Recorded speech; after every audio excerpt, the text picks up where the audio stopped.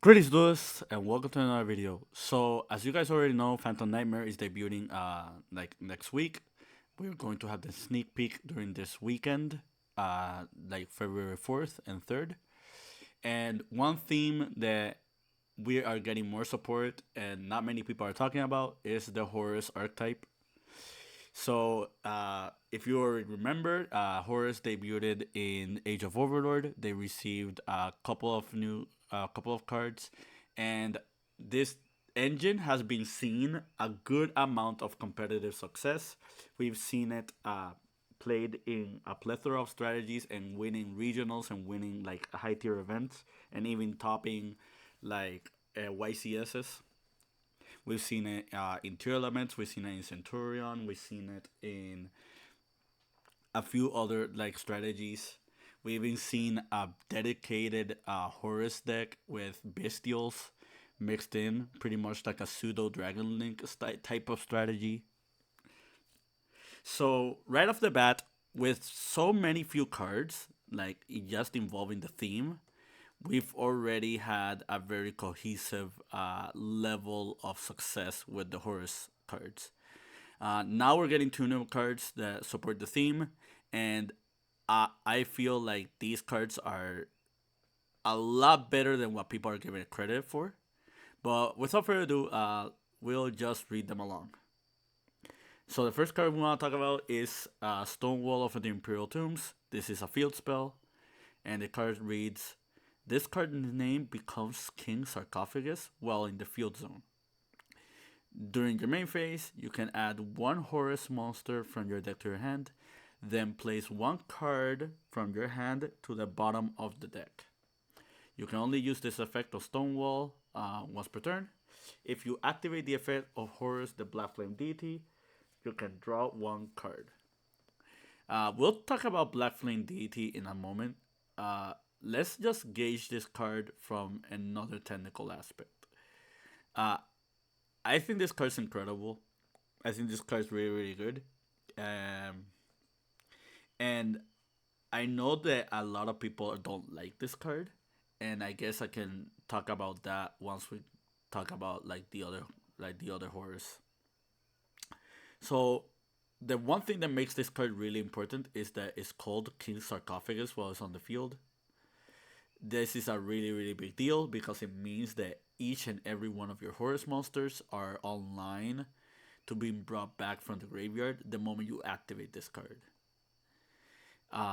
Adding to that, this adds you a Horus to your hand, so it's already a consistency card.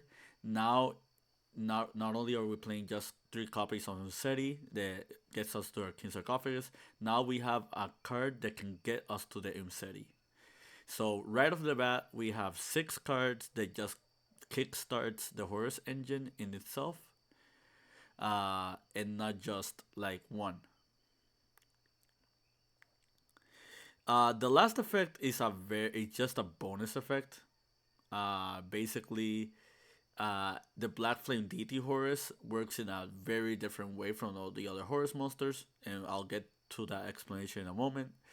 But if you do have the Flame Deity in your hand and you do end up resolving it, this will net you one draw. Uh, and take note, this effect to draw one card is not once per turn. The once per turn effect is the effect to add a Horus monster. And that's gonna be relevant because the Black Flame Deity does have multiple effects. That being said, let's proceed with what people don't like about this card. Uh, so for starters, this card is not a plus one. This card is a one for one. Basically, you're trading one card in your hand for a Horus monster, and that's a very big deal because the King Sarcophagus already exhaust you of your resources from your hand. So just having the field spell becoming a one for one and not a plus one is not very beneficial for you unless you send something with Imseti and King Sarcophagus that can circumvent that. The other thing that I know that people don't like about this card is the fact that you kind of lose to Droll and Lockbird if you like activate this card. And basically, the Horus engine was already kind of weak to draw, but not really in the sense that if you just activate Imseti and you get drolled, it really doesn't hurt you entirely. It might hurt the engine of whatever deck you're pouring in the Horus cards, but however, the Horus cards themselves are still online. You can still send with King Sarcophagus. You can still special summon all your other monsters, and you can just keep the board with all your Horus cards, or you can just overlay with them to make XYZs, or just link use them as link fodder. Um, so on that regard, I say like the field spell is kind of alright. Uh, but yeah, I know the most off-putting part is the fact that this is not a +1. I say this card is still very, very good. Another thing that really makes this card really great is that if you're in the grind game and you have a lot of Horus cards in your graveyard, any top deck into Stonewall or King Sarcophagus just gets your all your Horus cards online. So the fact that you can just win the game by just having multiple top decks in the name of Sarcophagus or a card that can treat itself as Sarcophagus is already good on its own. Now that we talked about Imperial Tombs, let's talk about the Flame Deity. So there's another new Horus monster. This will be the fifth like Horus that came out after this wave of support. And this card reads, if you control a Horus monster and the King Sarcophagus, you can reveal this card in your hand, then send one card from your hand or field to the graveyard. Then send one card on the field to the graveyard. If a face-up King Sarcophagus and or Horus monster other than Black Flame Deity you control leaves the field by your opponent's card effect, you can special summon this card from your hand. Then you can send all other monsters on the field to the graveyard. You can only use this effect once per turn. So this card is not meant to summon from the graveyard like all the other Horus monsters. The special purpose about this card is that it is basically meant to be used as a card that can siphon advantage over your opponent if you control the King Sarcophagus. Another really good thing and another really cool thing about this card is that this card punishes your opponent if they try to contest against the Sarcophagus if you're going second. Let's say, for example, you're playing against the Fire King strategy and you have the King Sarcophagus in your hand and you also have the Black Flame Deity, and they just go like rank Bali to negate this, or they use SP Little Knight with IP summoning from Flamberge to like banish this, uh, or like stuff like that. The basically eliminating King Sarcophagus will just trigger the Black Flame Deity. It'll summon itself and just wipe out the entire board, and it's not even destruction removal. So, in a sense, this card is really strong. Uh, the only off-putting thing about this card is that it does nothing by itself. Uh, it cannot be summoned by the board by conventional means. And the one moment it would be summoned from the board is just gets sent to the graveyard because you're resolving its effect to send everything to the graveyard. Uh, the really cool thing about this card is that it does give you value for your Stonewall.